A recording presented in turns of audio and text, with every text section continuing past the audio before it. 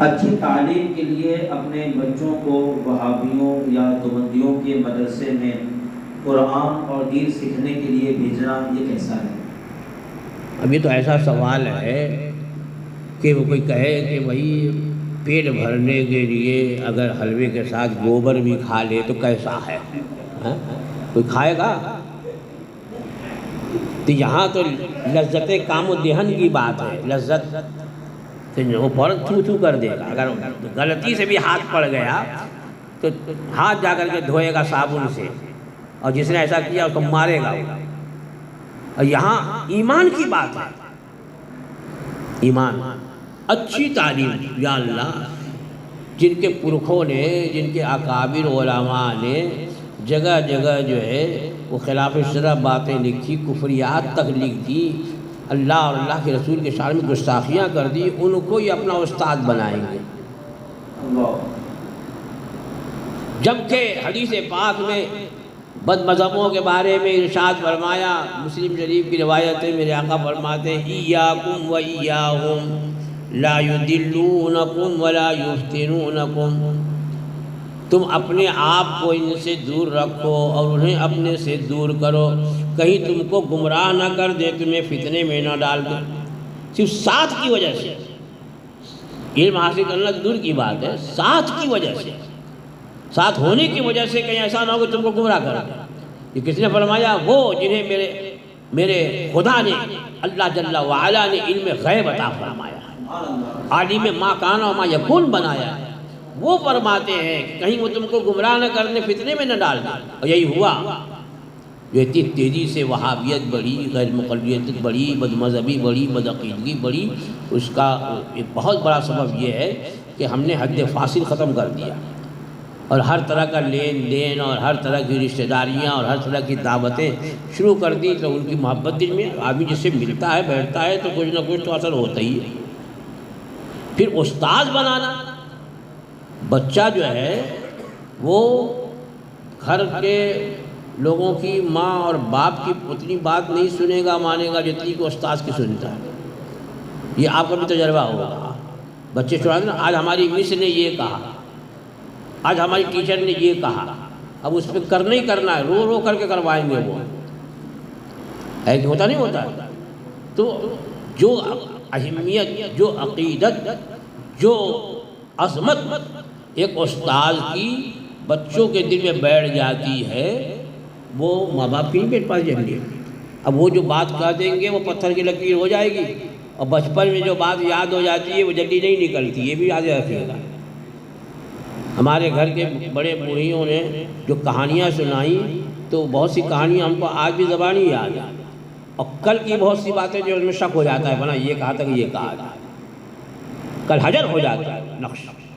اس لیے ہرگز ہرگز یہ سبز باغ کسی نے دکھایا ہوگا کہ وہاں جو جائیں گے تو تجوید سے قرآن بھی پڑھا دیں گے اور مسائل بھی سکھا دیں گے اور دعائیں بھی یاد کرا دیں گے۔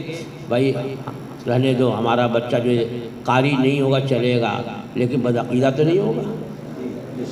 ہاں، بٹ آپ میری اس بات کو جو ہے گرہ باندھ کے رکھ لیجئے، بہت ہی خطرناک ہے یہ سازش۔ یہ سب جگہ جگہ جو ہے نا وہ ہماری آبادی میں گھوس کر کے اور اپنی جگہ خرید کر کے، کوئی فیس نہیں، کوئی چارج نہیں، کتاب بھی لے جاؤ، بستہ بھی لے جاؤ، یہ بھی لے جاؤ، لیکن بچے کو بھیج دو۔ اس طریقے سے وہ اپنا بنا رہے ہیں، آپ سنی ہیں لیکن آپ کے گھر میں جو ہے وہابیت آ جائے گی۔ خدا نہ کرے، اللہ ہماری حفاظت فرمائے اور ہماری آنے والی نسلوں کے عقیدے کی بھی حفاظت فرمائے۔ اور سوال یہ تھا کہ میت کے باڈی پر کچھ ایسی چیز لگائی جاتی ہے کہ یہ باڈی جلدی گل جائے، اور وہ لگانا کیسا ہے، اور میت کو سرما لگانا کیسا ہے؟ پاؤڈر آتا ہے کوئی ایسا؟ دیکھیے، سوال تو سن لیا آپ نے کہ میت کے جسم پر جو ہے غسل دینے کے بعد کچھ ایسی چیزیں لگائی جاتی ہیں، ایسا مسالہ کہ جلدی سے گل جائے۔ تو یہ اب شروع ہو گیا ہے۔ پہلے آپ دیکھیے کتابوں میں دیکھیے تو اس میں یہ ہوگا کہ یہ کریں تاکہ زیادہ دنوں تک جسم محفوظ رہے، جسم کو کیڑے نہ لگے، خاص طور سے جو سجدگاہ ہے جیسے پیشانی ہے اور ناک ہے اور ہاتھ ہے اور پھرنا ہے، اس پر جو ہے کافور مل دیں کہ زیادہ سے زیادہ جو ہے وہ کافور ٹھنڈا ہوتا ہے، اس کی وجہ سے جسم محفوظ ہوگا۔ اور بیر کی پتی سے پانی میں ڈال کر اور کھولا کر کے اس سے نہلائیں تاکہ اس کی بو سے کیڑے دور رہیں گے۔ اگر یہ پہلے اس کا اہتمام ہوتا تھا، اور یہی شریعت کا حکم بھی ہے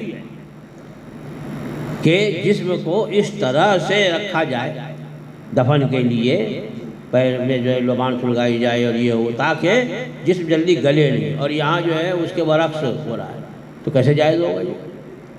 اور اذیت بھی ہوگی میت کے جسم پر ایسی چیز لگانا کہ جس کی وجہ سے اس کا جسم گلے، اس کی اذیت ہے۔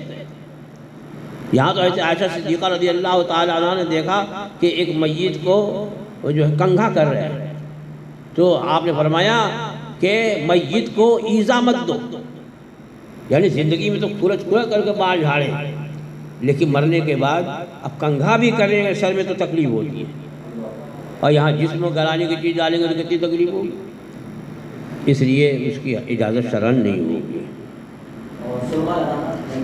اور سرما لگانا بھی ثابت نہیں ہے، اگر لگائے تو آنکھ کے اندر بھرے نہیں، اوپر سے لگا دیا تو کوئی حرج نہیں ہونا چاہیے۔ مسلمان عورتوں کا منگل سوتر پہننا کیسا ہے؟ یہ سوال آپ نے سن لیا، منگل سوتر بولتے، کیا بولتے ہیں منگل، ہے نا؟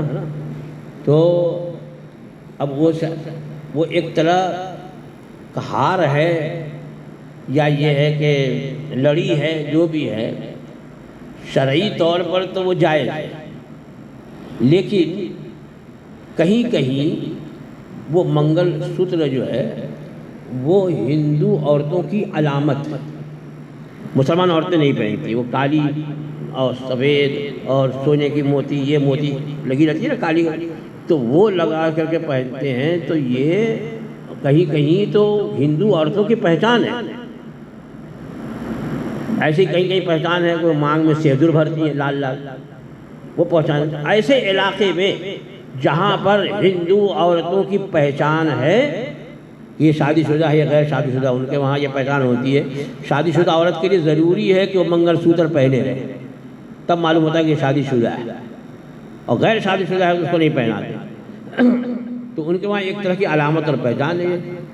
تو جس علاقے میں منگل سوتر کا پہننا یہ ہندو عورتوں کے لیے نشانی ہو، علامت ہو، وہاں پر مسلمان عورتوں کے لیے ناجائز، اور جہاں ان کی علامت نہیں ہے دونوں پہنتے ہوں، جیسے اعلیٰ حضرت فاضل بریلوی قدس سرہ العزیز نے دھوتی کے بارے میں لکھا، دھوتی جو ہے پہلے پہنتے تھے، ایسے سفید کپڑا باندھتے تھے لنگی کی جگہ، اور ایسے لا کر کے پیچھے ایسے گھسیڑ دیتے تھے، ایسے یعنی دونوں ٹانگ کے بیچ سے لا کر کے یہاں گھسیڑتے تھے، ہم لوگ اسی کو دھوتی بولتے ہی تھے۔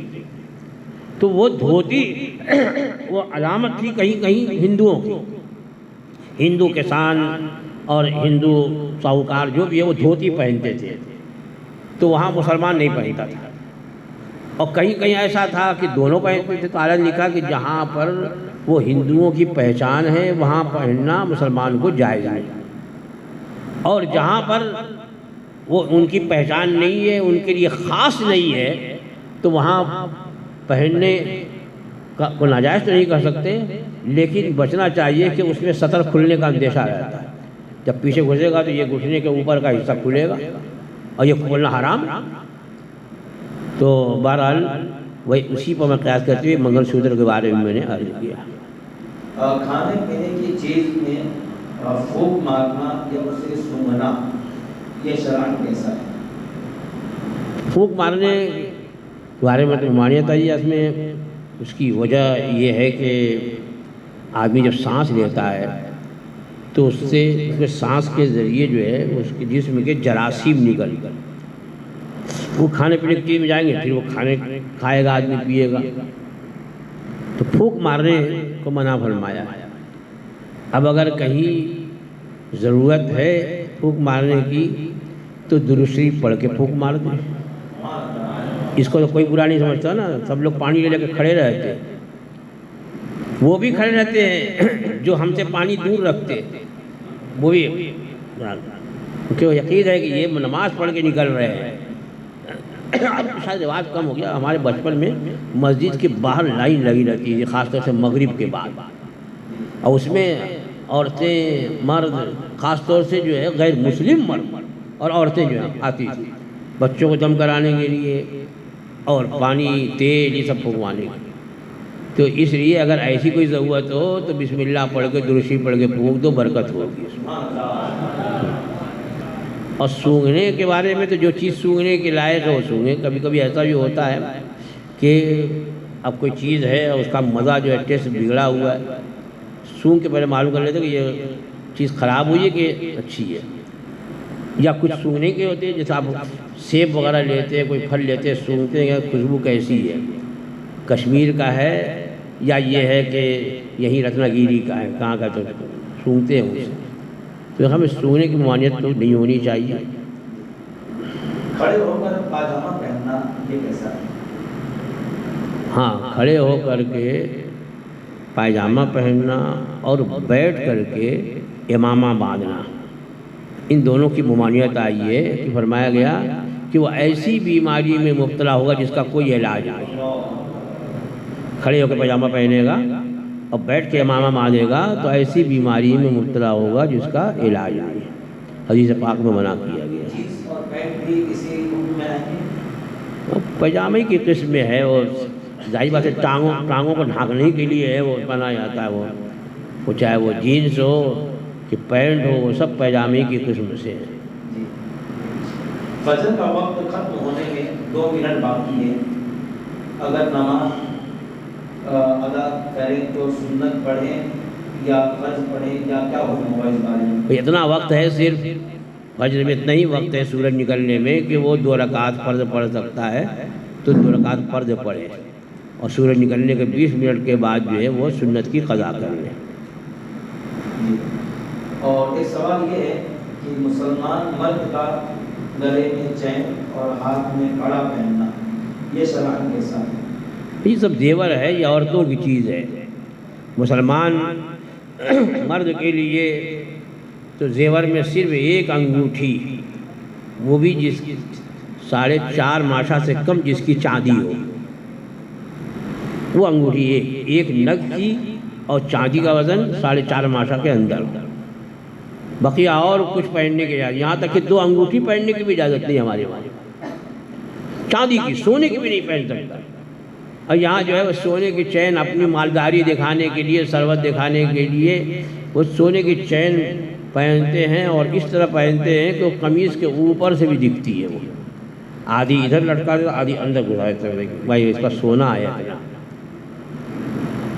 بعض دیکھا کہ ہر انگلی میں سونے کی انگوٹھی پہنے ہوئے، کچھ کو دیکھا کہ وہ کیا بولتے ہیں بریسلیٹ جو عورتیں پہنتی ہیں، وہ بھی جو ہے وہ طرح طرح کا بنوا کر کے وہ پہنتے ہیں اپنی عمارت ظاہر کرنے کے لیے، مالداری ظاہر کرنے کے لیے۔ تو یہ جو ہے یہ جنتیوں کا زیور ہے، دنیا میں جو ہے وہ کافروں کا زیور ہے۔ کافر پہنتے، مسلمانوں کی اجازت نہیں ہے، مسلمان مرد کی اجازت نہیں ہے، عورتوں کے لیے عورتوں کو پہنائیے۔ قبر کی تختی پر قرآن کی آیت یا کوئی اور آیت لکھنا یہ شرعاً جائز ہے؟ بھئی ایسی جگہ قبر ہے یا وہ تختی لگائی جا رہی ہے جہاں بے ادبی کا اندیشہ ہے، تب تو آیت وغیرہ نہ لکھی جائے، اور ایسی جگہ قبر ہے کہ وہاں بے ادبی کا اندیشہ نہیں ہے۔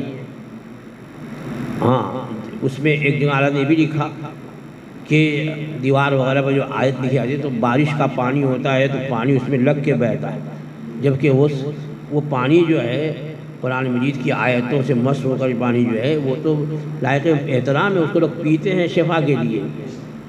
تو اس وجہ سے ایسی جگہ قرآن شریف نہ لکھا جائے جہاں بے حرمتی ہوتی ہے۔